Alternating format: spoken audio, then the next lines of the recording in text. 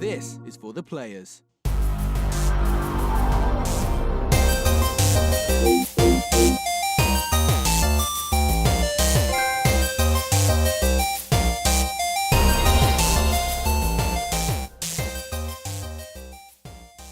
I'm Ryan Betson. I'm Josh Saunders. And this is For the Players, the PopCulturists PlayStation podcast. With over 40 years of playing PlayStation, 8 plus years in that games media combined, we'd like to thank you for joining us in this PlayStation conversation. This PlayStation conversation happens every Monday morning at 9 a.m. Australian Eastern Standard Time on YouTube and 8 a.m. on iTunes, Spotify and all the other podcast services.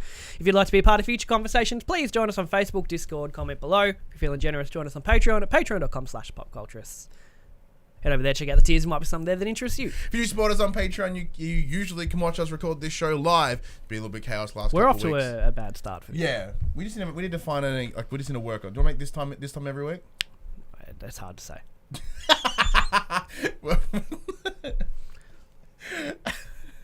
If you want to show the love of PopCulturists on your body, head over to the PopCulturists.com/shop. We can buy shirts like this, as well as the brand new The Young and the Restless shirt, the brand new show from the PopC, going live every Friday morning. Oh, Jesus. We are also on Twitch at twitch.tv/the PopCulturists. Biddies And subs and things. Give us a rundown on The Young and the Wrestlers. So The Young and the Restless is a show being hosted by... Explain it to me. Oh, but you. Because I'm not in it. Okay, yet. so The Young and the Restless, Young and the Wrestlers is You the can new obviously see where the influence of the yeah, name very, came very from. easy. It's a new show that we have here at PopCulturists. You have. That we, Oh, yeah. we as a brand. We as the brand. So Not me it's being included. hosted by our community member and now co-host Jem. Yep. So it is The subculturists. the subculturist. I told her, she's like, that's fucking brilliant. I want to be that. So, as you can tell, the name is inspired by the soap opera, and the whole show itself is inspired by the soap opera nature of the WWE. So, what we do each week, we talk about the Raw, the SmackDown, the upcoming pay-per-view, or the pay-per-view itself, and we sort of pull it apart, but in more of the story aspect. Like, we have our own You stay in kayfabe. We stay in kayfabe. We treat as if it's all this big thing. It's all real. It's all real. So, like example, Braun Strowman, a couple months ago, got his arm all jacked up in a match, allegedly. Bone spurs, totally different story. In our world, his arm got fucked. Yeah. Yeah. And it's a miracle And he's it's ever a wrestling miracle. again. Yeah, exactly. It's like all that sort of stuff. So diving super into that. So there's a lot of passion, a lot of the overtop bullshit, a lot of dumb theories. Yeah. What's like- funny is people listen who, you know, all 20 regular listeners of this show I think I know you all personally. will have a audio/visual documentary of Ryan's fall into WWE. Yeah, I know, It's right? just casual convo and then passionate convo, and then it just all of a sudden there's a podcast now. What was really good, so like as in wanting to do the show because I need an outlet to vent it all because I didn't want to vent it into the void, just like into, I did, but I didn't want to like fill my Twitter feed with it. I didn't want to. Well, I've fill noticed PopC since you shit with it. started with The Young and the Wrestlers, your wrestling chat in our Facebook group has dropped dramatically. Because normally every single thing you'd say in our chat was wrestling related, and now it's not. Yep. So you've found another outlet. See, that was the thing because like I didn't care. I mean, I didn't care. I was under the impression that I'm bombarding every motherfucker that I was talking to with it. I'm like, you know, if I just put it over here, then people Centralise people won't get mad that I'm just constantly talking about with wrestling. Yeah, so moving over there and like because when I had the idea for the show, like Jem pretty much stood up straight away. She was like, I'm in. Let me know if you want me to do it, but because she's been watching for years and years, she's kind of drifted away too. So she's sort of come back recently. So she's like 100% stoked on it. I'm 100% stoked on it. It's working. It's gonna work well. Cool. It's gonna Very work good. really, really well. Very good. But yeah, so I'm really happy with that. That's audio only at the moment. We're just finalizing the intro video. We were gonna wait and sort of release the first episode around Rumble, span a week or so, but we found that the first episode we did just about 2 weeks ago at this point, that was the beginning of an entire storyline that looks like to be moving into the year. So we didn't want to start like a couple of weeks in. So we thought, let's just put those episodes up. So it's literally the first shows of the year, and you'll be running it all through. It is currently on Spotify. iTunes approval should be in the next couple of days. Well done. Shameless plug. Very good. But how you been, our man? fucking channel. That's true. Do whatever I want. How you been, man? It's been really hot. It has been so fucking hot. It's really hot to work outside. You've been hiding in roofs and stuff? Yeah. Because like, it's like 10 degrees extra in a roof. 10? The hotter it gets, the bigger the discrepancy is in the roof. It's not just, it's not a flat amount. It's exceptional. Like it's, what's the word? Exponential. Exponentially, yeah. Tin roofs are hot. Put the gloves on and stuff because you burn your hands. And how do you crawl through those roofs? Like, obviously, like over. I'm low-key Spider-Man. You've got it down? I like doing Twister over beams and stuff like that. Beams that are on fire. Yeah. With spiders. Found a possum nest under one yesterday. That was scary. Dead or alive? Alive. Because they fucking ran out and jumped off the roof. Yeah. It's just hot. A hot time to be working. I'd much rather stay home and play games. And well, thankfully, thankfully, we still have like another month left of summer, but, then it dies down again a little bit, I suppose. As in the heat. Yeah. Fuck the heat. But everyone needs air I conditioning. don't operate well in heat. I know a lot of people are like, yeah, it's hot, go to the beach, do all this stuff outside and gardening, and I can't do it. I'd rather do it in the rain. No. Yeah, I'm someone that... yesterday was good because it was like raining on and off all day. It's I sweat when I sit down, so the heat sucks. Yeah. Me personally. So like yesterday, because the raining on and off, like where I work, there's a little under glass atrium to just fucking trap that shit. Yeah. So it was like humid. You walk out, there's like glasses fog up. It's like, because the thing is, because of my job, like you go to a house with a non-working air conditioner, and you leave with it when it's fixed, and continue on to the next not working air conditioner. So, you know what I mean? It's like an ironic job in a way. In the heat, it's very ironic. But it's fun. It's a little bit like what's the air conditioning like in your van? Oh, it's great. Yeah, well, goddamn better be. Well, we always tell people never put it on 18 because it's just not how it's supposed to go. Yeah. But our car aircon's always on 18. It's the lowest it can possibly be. Yeah, as low as it can go. Yeah. You said you'd rather be at home playing games. What games have you been playing? More Mass Effect. Still good. I think I'm nearly there. Andromeda. Yeah. I think I'm nearly there. I've planned out my next 4 months of gaming. Oh shit! All right, like lay it down. On paper. Lay it down. So before the 15th of Feb, I need to finish Assassin's Creed Odyssey, Mass Effect, and Metro Last Light. Because Feb 15th is Metro Exodus, which will theoretically take Which you have just been gushing endlessly about. Yeah, I'm fucking keen as. And then that should carry me over, hopefully about 4 weeks, to the launch of the Division 2, which I'm super keen for. But then there's also in March Sinking City, which I'm very excited for as well. And then in April there's Days Gone. Yeah. So I'm set. Like my radar is set for the next X amount of weeks. Yeah, I did the same thing a couple of weeks ago. I sort of looked at what the year would be, sort of like who we'd need to talk to, that sort of stuff. Yeah, and I think mine's about the same as that. Like Sinking City's obviously not on my list personally, but you're pretty stoked on it. Metro, I'd be keen to check out once I go through the other two. You could with Metro watch just the story recap YouTube. Yeah, but it's not fun. I want to play it. Yeah, but if you have to. Yeah. Because look, my gaming love has come back a little bit. It's come back good. Yeah. Yeah. So like I'm really what I'm playing right now is just itching, like it's scratching this itch that I didn't know I had. Everybody's golf. Well, that too. So like I can't talk about it, embargoes, but it has felt like last night for the first time in a very long time I sat down for 2 hours flat, which is a lot of time when you have children. Do you think it was maybe a bit of obviously gaming fatigue, but open world fatigue? Potentially, because like just having this game you're playing has just a very focused. This is the story. Correct. Very linear. Just it's linear, and there's a lot of extra in there as well. Yeah. But it's not Red Dead. It's not Red Dead. Yeah. So I think open world fatigue. I think that open world fatigue's real. Mostly because if I look at Red Dead, if I look at Assassin's Creed, I'm like, it's gonna take like 80 fucking hours. I don't have that. Because all I'm playing is open worlds at the moment with Assassin's Creed and Mass Effect, and then Metro Exodus is now open world. Which is why when you said Metro 2033 is like very. They both are. They're linear. Yeah, they're very linear. And I'm like, ooh. I mean, there's obviously side corridors and stuff like that, but it's very focused. Probably 6 to 8 hours, depending on how fast. So that sounds delicious to me. It sounds delicious. Yeah, and with good, it's scary. It's scary. I also tried Xbox Early Access game that Alex recommended. he said, look at this, it's cool, called Vigor, which is made by not Bluehole, the guys that made DayZ, Bohemia Interactive. And I really like the concept of it. It's basically, how can I put it? You've got your shelter, right?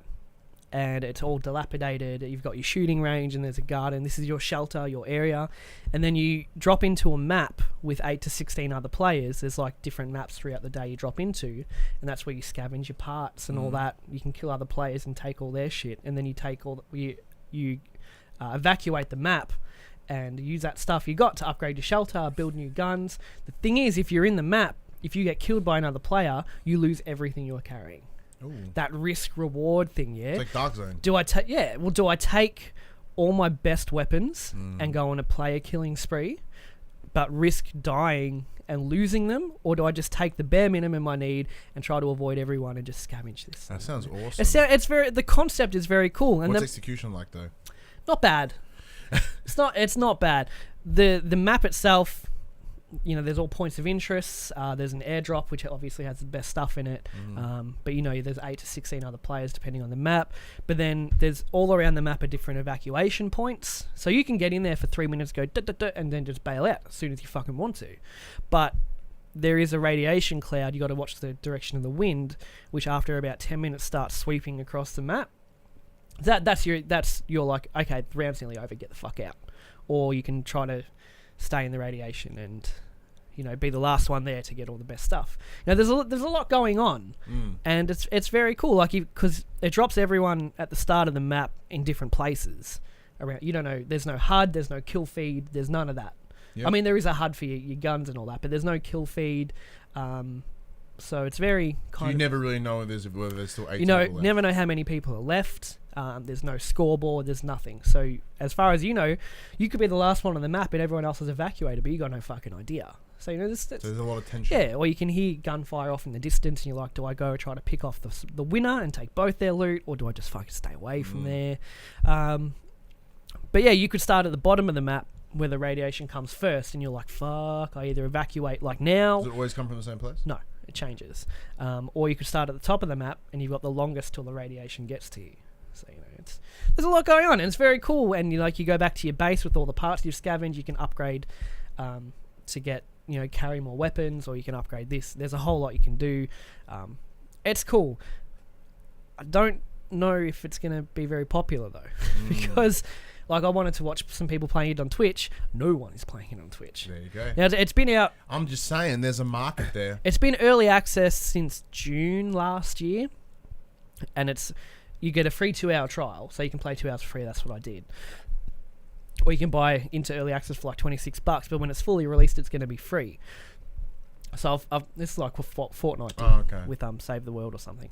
So I've put a pin in it, like on my watch list, because the 2 hours I played, I really enjoyed, but I don't really want to spend the money on it because it's not really polished and all that. If you are willing to stream it, the concept, we'll Patreon it. The concept is very, very cool, and I'm excited to see where it kind of goes closer to release. But the free 2-hour trial may be worth checking out if you're on it. It's only on Xbox. Yeah, only because PlayStation doesn't have an early access. Yeah, I like I will be coming to everything, but the early access is Xbox only. I like the ideas there. There's a cool foundation. I'll put a pin in it. I'm going to keep an eye on it through the year to kind of see where it goes. I just felt like playing something a little bit different. Yeah, competitive. Because I've been playing a lot of open worlds. I'm like, I want to kill people. I didn't. I died every time. I'm like down to a knife and a pistol. It's like that's all I got left. Because you lose your weapons as well when you die. It's very intense. Because you're always like, oh, is someone around here? I could lose everything. Or, yeah. It's cool. I like it. Have you only been playing that secret game? I have been playing a lot of Redacted, but I have also been playing Ace Combat 7 Skies Unknown. So big thank you to the team over at Bandai Namco Australia for sending me an email going, hey Ryan, when you want to play Ace Combat? It's got VR, for PSVR. I'm like, ooh. Yes. Because I genuinely had no interest in picking it up originally, mostly because I knew it was going to be out of my wheelhouse. it's not sort of where I normally play, especially like sims. Like, it's not hardcore sim, but like the hardcore sim moments are in there. So for me, I'm like, nah, I don't know shit about planes. That's why I didn't pick it up personally. When I got the email saying, hey, you want to check it out? It's got a cool PSVR support. I'm like, all right, fuck yeah, let's give it a bell. Why the hell not? It makes you feel sick. That's why. I played a lot of it in regular mode. Get a bit motion sick just watching it. So then I invited, the video is available on the YouTube channel right now. I invited Lucas, a friend of ours, who is a self-confessed plane aficionado. He knows all the shits. And then he was like, I can do the VR and not vomit. I'm like, challenge accepted. Yeah. He came here and we recorded it. He played for about 20 minutes. Nothing. Yeah. Not even a chance. Like, not even like a. Oh. I'm watching it and I'm going. Oh. Good though. Yeah, the game's great, man. Like, it's actually surprisingly really good. So there is. I was playing the campaign, so there is a story connecting it all. But every mission is a series of go do this, clear out this area, clear out these other planes or whatever. Exactly what planes are supposed to do. Yeah, it's like there's no like no like land, crawling. go rescue the hostage, get them back on the plane and back. That's Yeah. not what the planes do. Yeah. In real life. So like that's not a complaint to the game at all because the game is doing what it's doing. Yeah.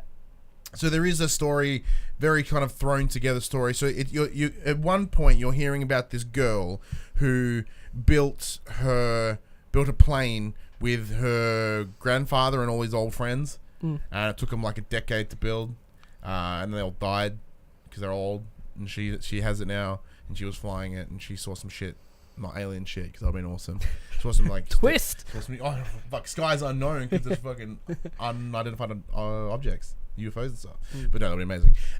So yeah, that's there's that one lead of the story, which is her and what she's doing. But then every time you play a mission, you are working for the Air Force of a particular country. Now there are two countries focused primarily in this. Think of it like Russia and the US, but one's called like Urosa, one's called USA. I don't fucking know the two, man. So like Ace Combat works in its own world. Yeah. Like it's the continents are laid out differently. There's different names for things. It's very weird. But the big thing about this in the story is drones.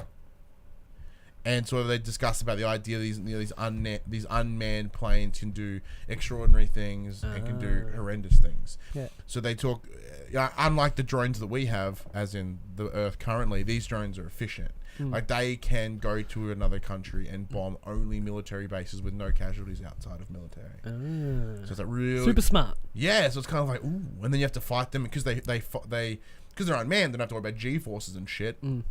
So in order to try to take them down, you're ducking them even way harder. Like a lot of the times, you could sort of get behind them or sort of come at them, the other plane sort of from the side, just tear them apart, whatever, right? But because he's like, you're like, oh fuck's sake, yeah, there's a lot of gun in there, which is fun. So as I said, like when I did start playing, I did feel a little bit emotional. I'm like, oh man. But once I got into it, like after a little bit of time, I kind of got my legs, and I'm just like, I'm ducking, weaving, I'm doing those big loop-de-loops.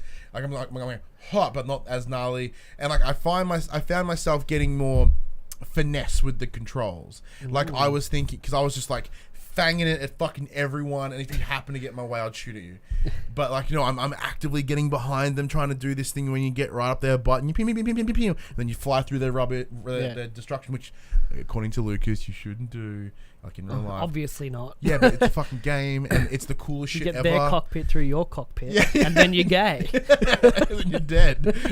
But no, I was like, no, I like flying through the thing. Like one of the second missions, I think it was the second mission. I've done about 6 of them at this point. And there's like 20. You have to do like a bombing run sort of thing, and I really enjoyed the getting up super high, like almost stalling, going, and then just sweeping in through the valley and just eliminating everything, and then getting back out of there. You know, I enjoyed it because I'm fucking hand motions. I was like, pew, pew, pew, and they were like, pew, pew, pew, and I was like, and I was like, man. Game's awesome.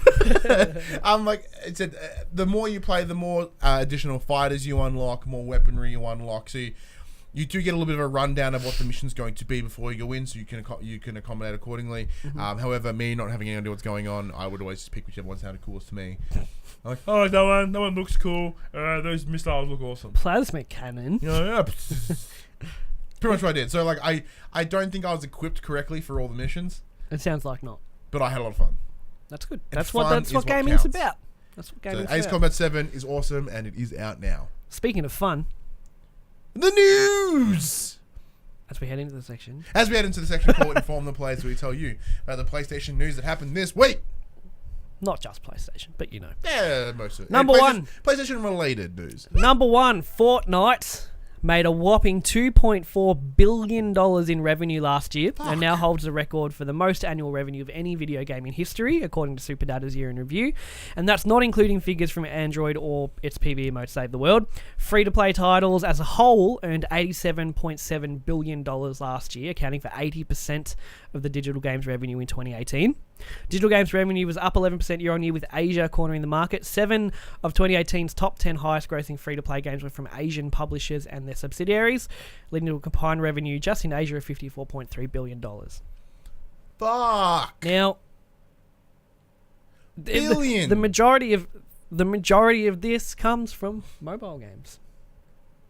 Billion. So Epic Games made $2.4 billion in 1 year last year. That's 2,000 million. That's how mathematics works. That's insane. That is And you know, ridiculous. whether you love Fortnite, hate Fortnite, sick of hearing about it, whatever, it is that game. Yeah. Because, you know, in the past it was, you know, Counter-Strike, and then there was League of Legends was what everyone was playing, and they still are. I know they are. And then Minecraft was the thing that transcends, you know, just gaming, and now it's Fortnite. And what gets me excited about it is what's next. 'Cause there's always that big game. And, you know, I'm excited to see what's the next one. Like, when Fortnite kind of, you know, peters out. As it will. What's the next one to be that worldwide crazy thing? This concerns me for two reasons. Concerns Well, you? there's two things I have with it. One, same as yourself, I want to see what's next. I can't wait to see what's next. It's very cool. Hopefully it's something I enjoy playing. Exactly. I did enjoy my time with Fortnite. No, I didn't know. Secondly is when you can make $2 billion, 2.4. So basically $2.5 billion on a free-to-play game solely funded on microtransactions, that is a massive concern for the industry as a whole. I don't think it's a concern. I think it's the Saying opposite. that. No, I'm going to correct that. Is a concern because, as we know, a lot of the big publishers are that dollar focused. So for them going, well, if it's that whole thing, the game industry works. There's very few people, very few big companies at least, that are innovative. They're more of what's hot right now. COD was a trendsetter. Now it follows the trend. Exactly. So it's like that. There's a lot of market following, which is a concern. However, if they follow it correctly and they release a free-to-play game with microtransactions, and then they still release all the other ones without them, that's fucking fine. Like, if Activision, as an example, would be like, hey, we've released Call of Duty Blackout, it's free-to-play, all microtransactions, go have fun. However, you can now buy zombies for $30. The problem is That would be that. Yeah. Would, like, but the problem is that ideally, if Activision would quote unquote copy the Epic Games style, COD would be free, because what it has in the game in terms of monetization is the same, if not more exorbitant than what Epic have in Fortnite. Well, so they're double dipping. Yeah, if you know what I mean. So recently, we both been watching another YouTube creator, Australian, called Skill Up. He did a big Good episode. bloke. Very good bloke. Fantastic content. Yeah. He's talked to this big sort of issue with them charging like $8 for a reticle that's just a red dot. Yeah, It's it's the red dot site. Yeah. What? Yeah. So, having said that, I would like to see in future that, you know, Activision, EA, whatever, look at it and go, let's just take a chance and release X game next as a free-to-play game and monetize it that way. Yeah. But the thing is, they won't, because they're double dipping, but they're getting away with it. I don't want to harp on microtransactions. Yeah, we've done it enough. Everyone else has done enough. But at the moment, they're double dipping, and I don't know what will take them away from doing that in terms of selling it and monetizing it. The big concern, the issue that, and this is something that everyone said as well, like, this market is unsustainable. Like, wanting more money out of the same number of people is unsustainable. But I do think if they if they were, because I reckon if people got the game free to play, they would still pay that $60 or whatever the cost is in microtransactions. So like I don't think if anything, it's very likely for them to make more money. I heard a good point on another podcast that I listened to about this whole Destiny thing that's going on. Is that I'd like to see maybe either Destiny 2 or 3, Destiny 2 going free to play, and that's just the platform you play on. There is no Destiny 3. So it just becomes Destiny again. Like what Warframe does. It's free, and then they do all their expansions, all that for free. It's just monetized. Like, I'd like to see Destiny go in that direction. One, it would save them a lot on publishing and all that kind of stuff, because the game's already out. It's free to play. Just download it from the store, and then all the expansions are free. But yeah, they monetize it. They're Destiny as a platform rather than just a game. You know what I mean? I think that's and I've heard the same thing brought up for the sports games like FIFA and all that. Just make it a platform, and then every year just do the roster updates. But they never do that, because tens of millions of people buy the new FIFA every year anyway. Yeah. So at the moment, there's no incentive for them to try to go that route. But I like the idea of a game as a platform and just build upon it. I agree. Like what I was going to say is I solely agree. I think that is certainly the best way to go. I'd say once we get more entirely digital, where it's not reliant on, where you can just, even a lot of people that do have FIFA as an example, a lot of them they might buy the ultimate cards and stuff, but they may not play online. That sort of stuff. The point I'm making is when some people when you're at a place where it's pretty much ubiquitous that people could just download the whole big fucking 60 gig patch or whatever, and they're like, hey, here's FIFA 20, but it's just now called FIFA. Yeah. That is when... This is just FIFA. Every year we'll be doing roster updates and whatever other changes. And whatever tweaks you want. Yeah, whatever tweaks, adding new modes over the years, whatever. I would love that to be the future of games. Because at the moment, look at COD Blackout at the moment. You play, you get the battle pass, you get all the skins and do whatever the fuck else. But next year, you'd presume the new COD will have a battle royale. So then everything you've just spent in the last year is a fucking waste, unless you continue to play Blackout, of course. But like the Fortnite example is, it's just Fortnite. There's not going to be a Fortnite 2. They've made it a platform, so all the money you sink into it, you're always going to have that stuff as relevant content. Whereas, COD brings out next year's one, there's a battle royale, everyone jumps from Blackout to whatever the fuck this one's called, and it's like, well, all the money I spent on that. I think we had this exact same discussion. We had I think I posed the question, what happens to Blackout on the next COD release? Anyway, that's enough about microtransaction stuff. Developer Psyonix announced on Monday on the PlayStation blog that Rocket League now has full cross-platform play. Rocket League players can now matchmake against one another in PS4, Switch, Xbox, and PC. Vice President of Marketing of Psyonix, Jeremy Dunham, said that cross-platform parties will be available and easier to create once they release the first update of the year. Yeah, so similar to Fortnite, I think it was, they've now joined the crossplay beta program. Yeah, so I don't really care who I play against in Rocket League. I don't give a shit. But I put it more in there because that's Sony giving another tick to cross-platform. So it is big news. It is. It means they are still a bit more open to it. Because it means nothing to me personally. Like, genuinely nothing. If anything, the people that are excited for more Sony crossplay stuff should be thankful to Epic Games and Fortnite. Because if it wasn't such the juggernaut that it is, with as much pulling power as it has, Sony never would have opened those doors. And they have now because of that. Because I don't believe if it was, because Rocket League's been asking for it for a long time now, saying like no. Well, they've had it with PC. Yeah, but you know what I mean. Everyone, all inclusive, and they've been asking for it for a long time, and it was always a no. And then Fortnite comes along, and they're like, "Do it." And they're like, "Okay," because you make us a fuckload of money on the PlayStation Store. So yeah, the gates are open. So it's exciting to see what more we're going to get for that later. I put this one in just for you. At the Mortal Kombat 11 reveal event, it was confirmed that Ronda Rousey will be voicing the character of Sonya Blade. Rousey, who it says is a UFC champion, was a UFC champion, Olympic medalist, and current WWE superstar. And current Raw Women's champion. Will be lending her voice to a character who has been in the franchise since the beginning, 1992.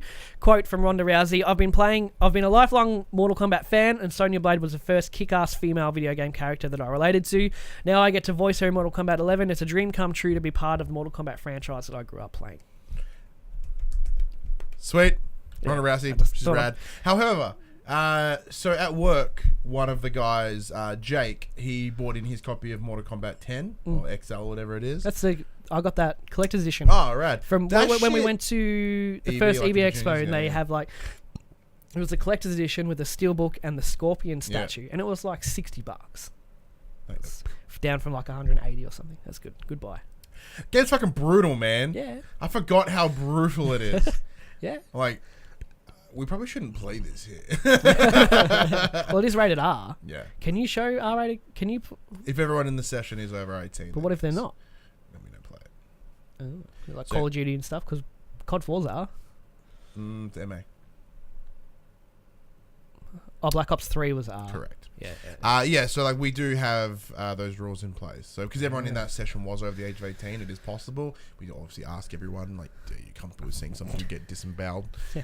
Like, yeah, that's fine. And then we did it like, oh, I regret my decision. Turn it off! Yeah, no, it's very brutal. yeah. I enjoyed my time with Mortal Kombat 10. I never got really very good at it. I don't know if I'll pick it up, but I just thought it was a cool. It's a cool story, thing. and I did watch a little bit of the reveal, and it looks just as brutal. Days Gone Collector's Edition has been revealed. In the Collector's Edition, you will get a statue of a dude with a motorbike. The main dude. He did, as far as I know, he doesn't have a name yet. Oh, here's the name. John. I don't know. In the description of it, it just said statue. Anyway, the statue, steelbook case, 6 collector's pins, physical and digital art book, and physical digital soundtrack, a sew-on patch, and 4 decals. Deacon St. John, I think it is. Oh, okay. His name's Deacon. It's a pretty cool looking statue. He's like sitting up against his bike on the ground. With bike, and there's a zombie next to him. Well, a freaker, as they referred to in this one. Fuck, I hate that name so much. I put pre-order down. Did you? On the I want the collectors? statue. I want him up here. Oh. Like, I'm keen as balls for that game. As it having played it at PAX, I'm like, yes, give it. And like, I hope they had something cool because I think the next one I'll get will either be the Division 2 Collector's Edition. It's got that cool statue of the chick asking for extraction with the flare gun. Rad. Metro Exodus has one. Bonkers expensive. Well, there's the super expensive one that's like $300 something. The one I want isn't available through EB at the moment. JB? No, so I can't find it.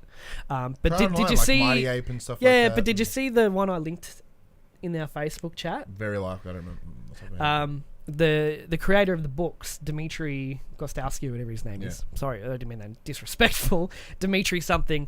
It's like a crate, and there's only 25, and it's got all the stuff you use in the game. It's got the actual gas mask with the filters, the bullet lighter that he uses, and I'm looking at it like, fuck, this is cool. 25 of them. Yeah, and you win them. You can't buy them.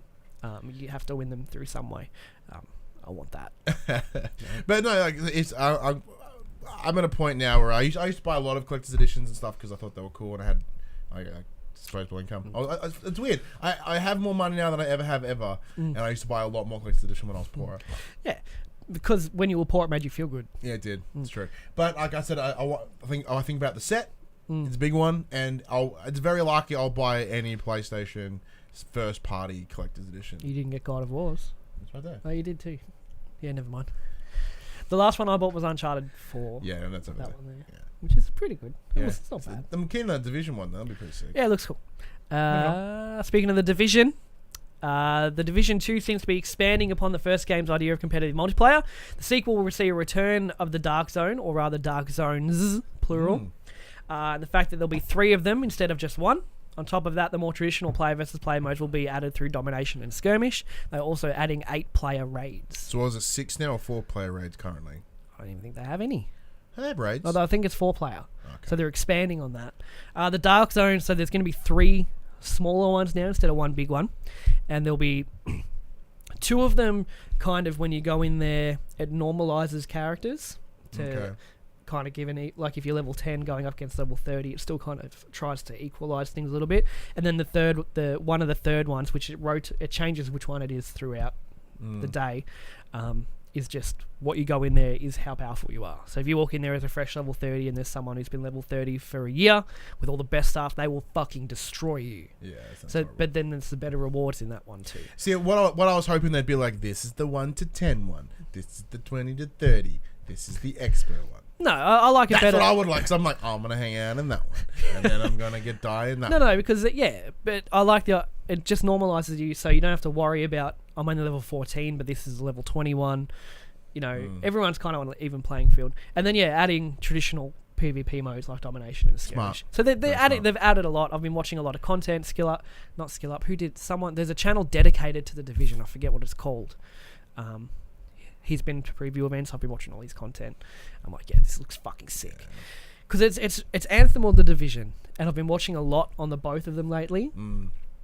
I'm pretty much confirmed I'm going to be getting the Division 2 and not Anthem.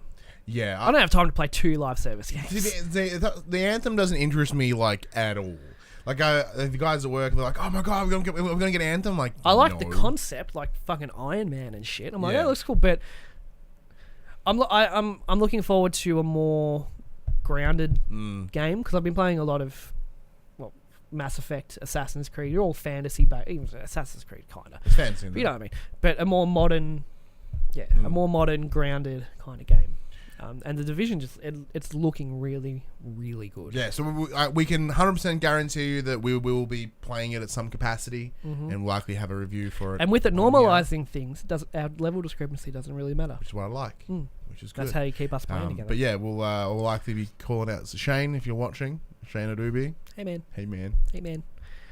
Having said that, I'll still buy the collector's edition. Yeah, even if we happen to get a code, I'm still gonna buy. I'll still buy the collector's edition. Plus, you also get 3 days early access with the collector's edition too. Woohoo! Which I'm all up to this point. I'm like, that's fucking dumb. But now I'm like, I can play 3 days early.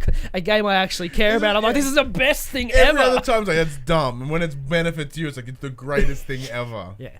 I am a disgusting hypocrite. Top selling games for the week of last week, starting at number 10, Spyro Remaster Trilogy, number 9, Just Cause 4, number 8, NBA 2K19, number 7, Assassin's Creed Odyssey, number 6, Battlefield 5, number 5, GTA 5, number 4, Spider-Man, number 3, FIFA 19, number 2, Call of Duty Black Ops 4, and number 1, Red Dead Redemption 2. What stuffs me up reading to figure it out is that you say the number, but then every game has more numbers in it. Like NBA 2K19 is number 8. That's just what stuffs up my head. Well, if you put the numbers next to me, we wouldn't have a problem. Yeah, that's more typing though. And then some quick bits before we get into the main topic. Luke Smith of Bungie confirms that most of Bungie is still working on Destiny after the Activision split. What does that mean He said for the rest most. of them? What does it mean for the rest of them? Interesting. Netflix claims that it competes more for screen time with Fortnite than it does HBO. Watch Game of Thrones, bro. And a new Power Rangers game has been leaked, titled Power Rangers Battle for the Grid. It's to be like a Mortal Kombat kind of. I saw the trailer for it. Fighting game. Yeah, it's like a fighting game. Apparently, No Megazords. it's made by the people that made the latest Power Rangers mobile game, and it seems to be that ported to console. Okay. Maybe. But yeah, I do wonder what the rest of Bungie is working on, if not Destiny. Interesting. Maybe Destiny 3. Maybe they're doing like early concept stuff or something. Pre-production stuff. Yeah, maybe. Or something new, which would be exciting too. Well, they have that freedom now, because that's one of the biggest problems. Like all hands are on Destiny because Activision there's a pressure decrees it because of our deal. Because this is something I didn't realize until recently. And then when they said, I'm like, oh yeah, I remember that now. For Activision, Bungie were about a year late consistently. Yeah. Because they were a year late on Destiny 1, and then every other target was a year behind. Well, all their a lot of their senior staff left right as that deal was about to close, I think. So obviously whoever the senior staff were that left didn't agree with. This is like day one. This is like way back before Destiny 1. So yeah. That's it for the news, Ryan. As we have a chat to the players about EA, and Star Wars, because. Am I lightsaber still in here? Weren't you going to get one made from the Sons of Obi-Wan? They're expensive though. Yeah, but they're fucking dope. They're so dope. So I'll kick it off with a bit of a news story. I'll try to summarise it as quickly as I can. According to a new... There's been a lot of updates going on. There's been a lot of updates, so I've got that too. According to a new report from, I think it was Kotaku, EA's open world Star Wars game, following the closure of Visceral Games, has also been cancelled. Kotaku reported on the game's alleged cancellation. According to Kotaku, this Star Wars game was one of the announced following Visceral Games' closure in 2017, which came alongside cancellation of Amy Hennig's game in production at the studio. Development resources at the time shifted from Development resources at the time shifted from Visceral's title, reportedly codenamed Ragtag, to this new, now reportedly cancelled title. In a first update, Kotaku updated its story, saying that news sources have now indicated the cancelled Star Wars game was codenamed Orca, and has been replaced with a smaller scale Star Wars project at EA Vancouver. Orca was reportedly deemed too long a project for EA's current development roadmap. The new, smaller game is apparently tentatively scheduled for late 2020. Kotaku indicates that EA Vancouver workers hope Orca will re-enter development at a later date. An update number 2 of EA has officially commented on the reports that an open world Star Wars game has been cancelled. EA's full statement to IGN reads, "There's been speculation overnight about one of our Star Wars project. As a natural part of the creative process, the great work by our team in Vancouver continues and will evolve into future Star Wars content and games. We're fully committed to making more Star Wars games. We're very excited about Star Wars Jedi Fallen Order from Respawn, and we'll share more about our projects when the time is right." EA did not concretely confirm or deny Project Orca's cancellation, but the statement seems to imply the work done so far will possibly be focused into new projects, if indeed Orca has been cancelled. This makes me so fucking mad. Better bum, bum, bum. Another one bites dust. Fuck! Better bum. So, to me, because I'm not a huge Star Wars fan, but I've been looking forward to a new. I'm not interested in the Battlefronty stuff. I'm like, if I'm going to play a Star Wars game, I want to show me more of the world, the expanded universe, and all that kind of stuff. So to me, this is really kind of sad, and it seems like the whole reason I kind of put this up as our topic is it just seems like such a waste of a license. It is a disgusting waste of a license. I don't know what I understand that there is an agreement here, and this agreement took place before the current landscape, but Disney need to do something, man. They need to pull that shit away. Or this is an example right now. This is a picture that our good friend Kyle, or Crispy Biscuit, I think I've got the same picture. It showed so under EA between 2013 and 2019 they released 2 games, Battlefront 1, Battlefront 2. Between 2002 and 2008 under LucasArts they released 7, 14, 21 games. This includes Star Wars Racer Revenge, Star Wars Bounty Hunter, Star Wars Clone Wars, Galaxies, Lego Saga. Not all of them critically acclaimed. Yeah, not all of them are good. That's true. Yeah. Jedi Starfighter, Empire at War, Knights of the Old Republic 1 and 2, Republic Commando, the original Battlefront 1 and 2, Episode 3 game, the Jedi Knight series, including Jedi Knight Academy and Jedi Knight 2, as well as the Force Unleashed 1 and 2. A big hunk of fucking awesome games. Yeah. I love Star Wars. I might even say I loved Star Wars, because even Star Wars as the movies right now are shit. The games are shit. The movies are okay. I don't know what's going on. Like, it's not as if it's their Star Wars is ruining my childhood. That's certainly the case. You can't take away from me the love of Star Wars that I have. But what the fuck is everyone doing? Like, what Disney need to do is they need to do what Marvel have done at this point. They need to get this shit away from EA and put it in the hands of people that can do good shit. Like, this is not an issue of... This is, like, although this is a fuck EA issue, it's kind of not. But it kind of is. It almost entirely is. You know what? I changed my mind. Fuck them. It's totally an EA thing. Like, it's disgusting within, like... what I believe was a 10... Like, similar to Activision with Destiny. There was, like, a 10-year deal for the rights. We're nearly out of that, aren't we? 2 fucking games. We have like 3 years left.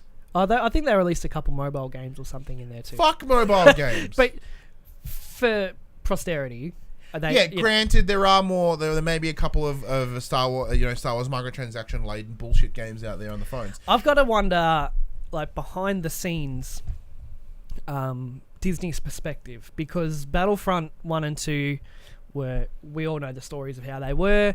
We know what happened with Battlefront 2 to the point where allegedly / pretty much confirmed Disney went, "What the fuck are you doing? Pull this shit back." Because with all the Battlefront 2 stuff that was happening was right before the release of The Last Jedi. And they're like, "This bad press." You know, that conversation must have been, "This is bad press on Star Wars. We've got a movie coming out. You know, what the fuck is happening?" And now they've cancelled 2 major games that were already presumably well into development, and Disney just has to be going, what is what are you doing?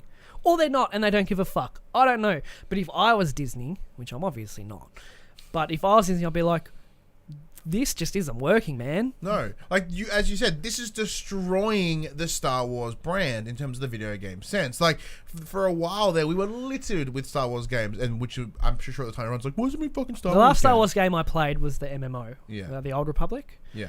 It was good. I liked it. It's good. Yeah. And I would look forward to. I am loving the idea of what would be a next gen or even fucking current gen at this point, even though it's about to end, Star Wars game. Give me all of that. Apparently, what Orca would have been, the game would apparently have seen players taking the role of a scoundrel or a bounty hunter who could explore various open world planets and work for different factions across the Star Wars universe. So what they did, A single player game. So the original game we know, Amy Hennings, was the single player game that we only ever saw a fucking 5-second clip Which I of. think was going to be like the 10-hour story driven. Correct. Game. That's what it was, and they then scrapped that allegedly for what would become Orca, which was a Destiny-esque Star Wars game. Single player, but open world. No, or was it going to be? multiplayer. No. Well, they didn't mention that in this. If my memory serves me right, which it probably won't, is that it was a open world. Like, Yeah, I know they fucking were going to do that, but I don't think multiplayer that's what fucking Orca thing. is. I don't, because the details on what Orca emerged didn't mention that at all. It was just you can be a scoundrel. It's like an open world. Because Star Wars I remember game. I remember there being a thing that like, hey, we're going like with Visceral shutting down, everyone's moving over to this, and this is going. These guys were making an open world, making a mass. Isn't that what Respawn's doing? No, Fallen Order's completely different. I'm pretty sure. Fuck, it's such a clusterfuck. I don't even really Exactly. understand what's happening. That's the point I'm making. It's so fucked. I understand the points that I'm providing aren't very valid. It's totally an emotional response here, but it hurts, man. It genuinely hurts. Like me, love Star Wars. I discovered that I was having a son on May the 4th. That was the greatest thing I've ever had in my life. So. Surprised you didn't call him Luke. I thought about it. I have a connection to Star Wars, like personally, because it's what I've grown up loving, and I took a stance. I still haven't played Battlefront 2 because it's the way they've handled it. Like, I'm just one person. I almost bought and it the other overall week. means nothing. It was And I wanna $17. play. I was like, ooh. I want to play, but I also want to fuck them. So it's kind of like it's a tough stance. I want. So far, good Star what have we known Wars. about? We've known about the Visceral game. We know about the Respawn game, and then EA Vancouver, who were working on Orca. Respawn's cancelled. EA Vancouver have shifted from Orca to whatever this smaller scale Star Wars project is going So some to be. bullshit game that's going to get punched out in about a year and a half. Well, yeah, scheduled for late 2020, so about a year and a half. And then that's it. So It's abysmal. the Battlefront series under EA, I guarantee has made money. Oh, it has. And made good amounts of money. But I don't know, just from the Disney perspective, it just must be it has to be either concerning or infuriating or... And I mean, they obviously care because they stepped in for Battlefront 2. Allegedly.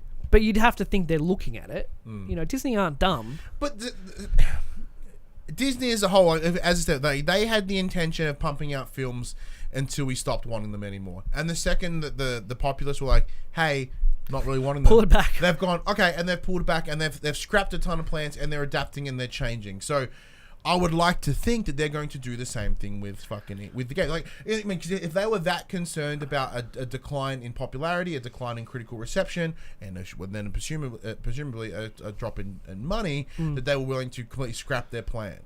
For that reason, why the fuck aren't they doing this with games? And I assume they think games are second tier to the movies. That's probably the contract that they've worked out. Because EA are no slouches either. They'd make sure that contract is fucking locked in. Yeah, but you know what I at mean? the same time, so Disney currently own Star Wars. They currently own Marvel. Yeah. They also own a big hunk of Fox. So if anything, if they're like, it's a $10 million payout or it's a whatever, they're like, fuck, here you go, we're done. Yeah, but the deal with EA came about well before, not well before, but before they bought Marvel. Isn't that right? Potentially. So I think they've gotten into it with EA to do this for Star Wars. Probably had a similar plan with Marvel when they picked it up later. Like, oh, actually, let's try a different approach with Marvel. Square, can you do this and whatever else. And now they're... Well, no, for the big difference with those were a lot of the licensing just ended. So, like, Activision was pretty much the sole publisher of Spider-Man games. And then once that deal ended, like that period ended, they went, "No, we'll keep it." Yeah. Hence why they'll be able to give it to. Yeah, whoever. I don't know. I can't see Disney being very happy with EA. I wouldn't be. I'd be so mad. But on the other hand, they might not give a shit. Are we look at it? Are we making money? Yeah. Okay. But like I guess I just hate the idea. It's totally, because once again, this is the game's business. This is the movie business, and like the business is about that line. In this, Dollar. You know, the dollars. Here comes the money. But you can't sacrifice your product for money now, because all that hurts is money in the future. Like I understand, because the games industry does that as a whole right now. They're focusing on what they can do now rather than what they can deliver in the future, and that's concerning. And I can't use the right words 'cause I'm just fucking mad. It is sad that we won't get to see the projects that have been cancelled. Yeah. Because I would presume, like with the amount of time they've had licensing and that, they must have been pretty far in to development. I would assume. I don't know for sure. So, like, how could it not be close enough to be like, let's just get it done? Well, like, we'll try to at least make our money back on this instead of just scrapping it, and that's millions of dollars just. Yeah. So this is millions of dollars wasted, which is chump change for them anyway. Exactly. But so that's the point. Like, well, why not just finish it? Why not just finish it? Yeah. Maybe we'll know. Blood, Sweat and Pixels 2, Jason Schreier. Maybe goddamn. Find out the scoop. Jason broke this story, so he did. He's in it. He knows what's up. He's also in it. He's everywhere. Because like with the Activision Bungie thing, like, how did he know that they were like popping champagne at the time it was announced? He's a very trusted person. Oh, absolutely. Mad respect for him. I would love to see his inbox.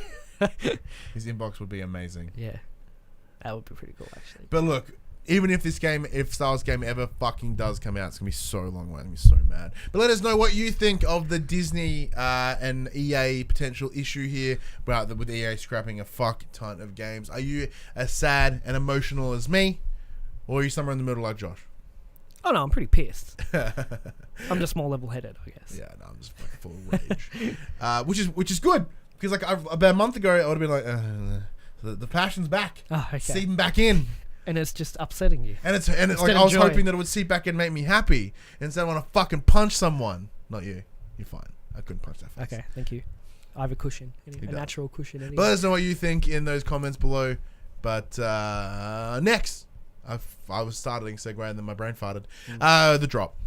So these are the games that are coming to the players this week, where we straight up just read the drop off the PlayStation website. Now, as always, we should give a little disclaimer. This is the US PlayStation website, so some of these games may not be applicable to us in Australia. New PlayStation games for January 22nd, the week of January 22nd, 2019. A Fisherman's Tale, another PSVR fishing game. Can't wait.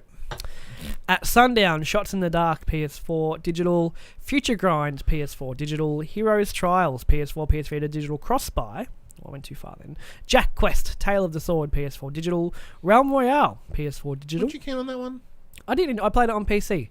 I did enjoy it. A little rusty. I mean, a little rough around the edges, but I'll read it. Be the last champion standing in Realm Royale. Choose a class. Loot deadly weapons and powerful abilities to create your own champion. Explore a fantasy world on horseback and craft game-changing legendary gear. So basically, it is a 100-player battle royale, but you choose a class at the start and they have different weapons and all that. And throughout the game, you actually find items that are your abilities. So you've got, I think each class has maybe 5 different abilities, but you can only carry 2. So you need to be like, which 2 abilities in my class do I want? All the gear, it's got gear levels. The gear you don't want, you can scrap. Take it to one of many forges on the map to craft either your class's legendary weapon or their legendary ability or their legendary piece of armor. While you're crafting that, smoke comes out of the forge, letting the map know someone's at that forge building their legendary thing. It's cool. It is an interesting take on Battle Royale. When people explain how games work, this is how I know I could never be a games designer. I'm like, there are so many layers here. Oh, fucking oath there is. And it is another Battle Royale, but it does do its own thing. It's different enough from everything else, because Realm Royale is Paladins, and Paladins was accused of being an Overwatch ripoff with class-based hero-based shooter. Yeah. And Realm Royale is from them.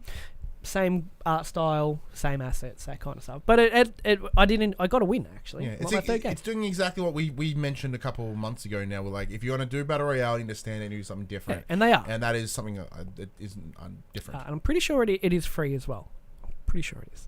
But obviously the big one for the week: Resident Evil 2, PS4, digital and retail. A deadly virus engulfs the residents of Raccoon City. In September of 1998, I would have been 10. Plunging the city into chaos as flesh-eating zombies roam the streets for survivors, an unparalleled adrenaline rush, gripping storyline, and unimaginable horrors await you. There's one more sentence. Witness the return of Resident Evil 2. Okay. So this is the remake of the OG one. There is the one-shot demo that is currently available on the Apparently PSNs. it's very good.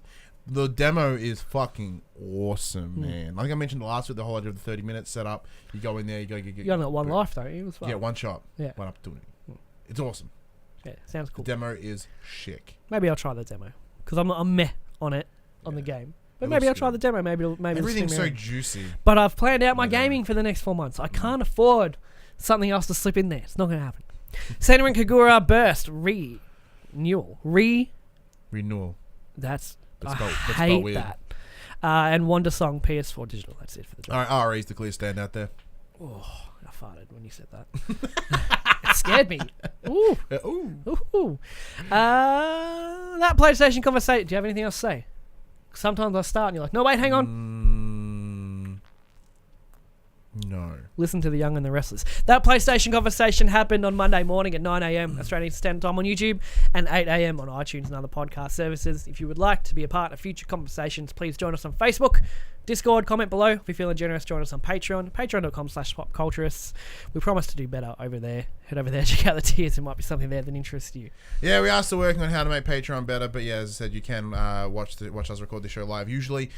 We're still up in the air on locking down a specific time. We did have one last year, but then a bunch of chaos and shit happened around. So I think need to really you and I together have too much going on to have a time every weekend. So maybe it'll be a window.